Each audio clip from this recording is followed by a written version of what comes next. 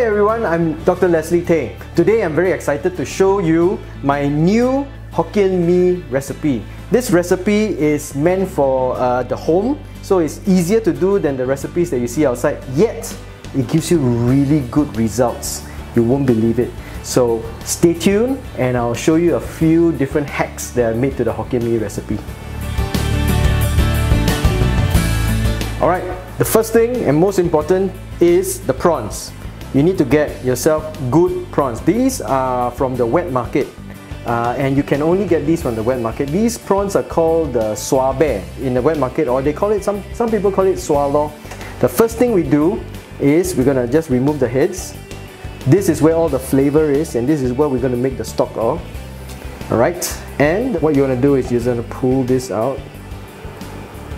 Right, because these are sand prawns, so all this detritus are full of sandy stuff which you don't want. Okay, then remove the shells. Okay, let me introduce you to the very sexy new range of Tefal Experience cookware. This is the saucepan.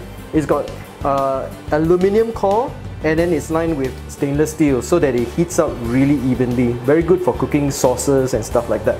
Now, the first thing is to heat up the oil. We're using quite a bit of oil, don't worry, because it's for the whole pot of Hokkien Mee. Right, first thing is to fry the prawn heads.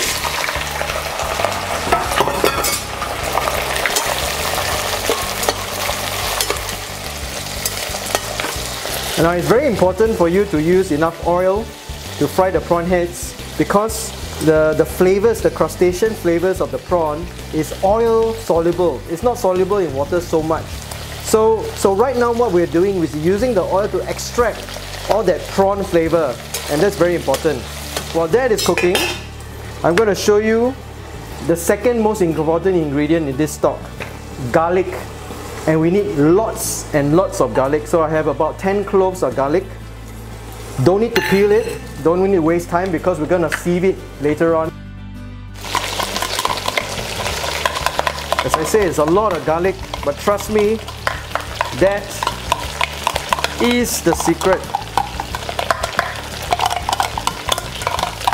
Alright, so now we fry until the garlic is nice and aromatic, nice and toasty.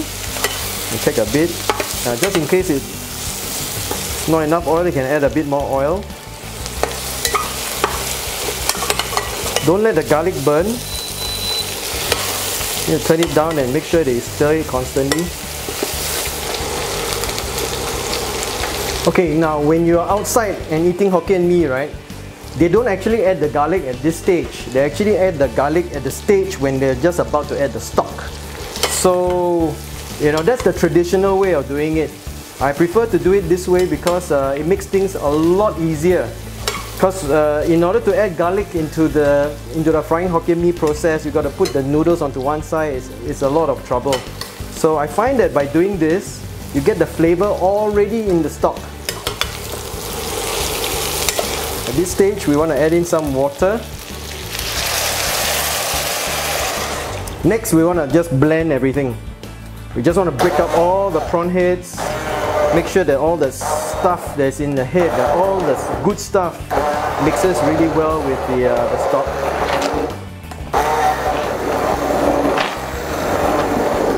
Okay. After you've blended the prawn heads, right, all you need to do is to simmer it for another 5-10 minutes. It doesn't really matter because everything is already broken up, you know. You just want a bit of time for the extraction of the flavors from the garlic. You don't have to go and boil it for 2 hours, no need.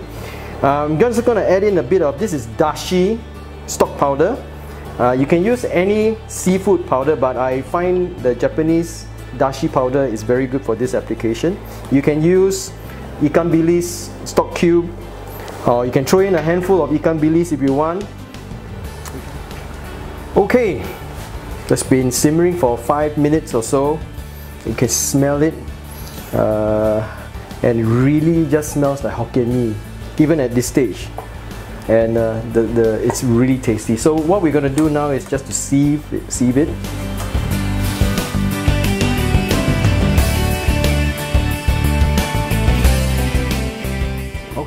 First thing we need to do is to blanch these noodles because they have this thing called ghee, which is alkali, which is what makes the noodles so springy and yellow.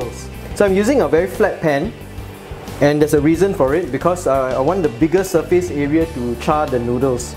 Because the first step in frying a good Hokkien mee is to make sure that you dry the yellow noodles really well, create a thin layer of brown around it so they can absorb all that stock. You need to dry up all the excess water inside the noodles, dry up a little bit, then when you add the stock, it sucks up all that stock, and so it makes it very flavorful.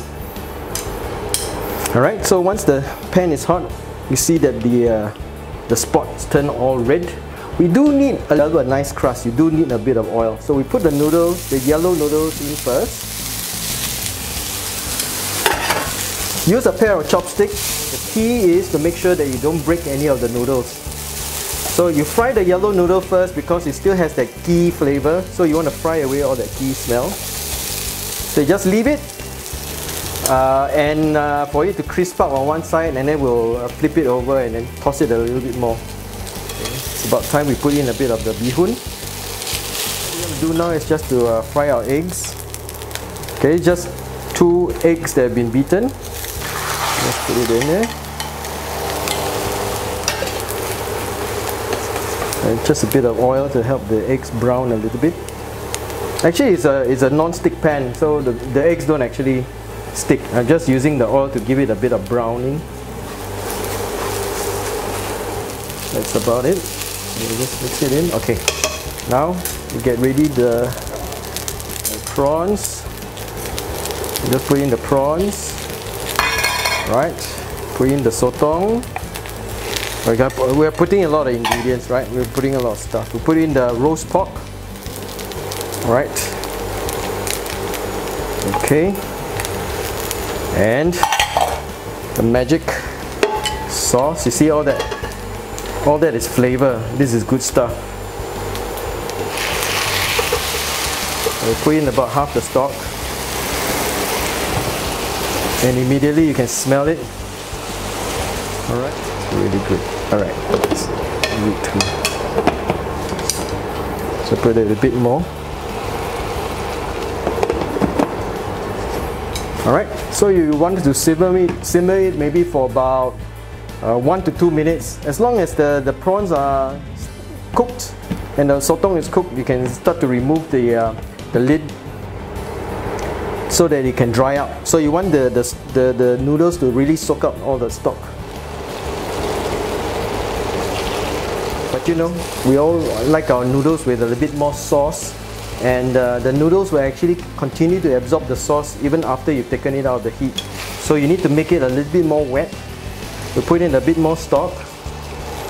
Right, we put in the chives.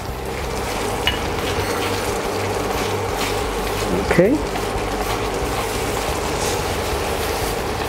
And it's all ready. So I hope you agree with me. Why have pasta when you can have me?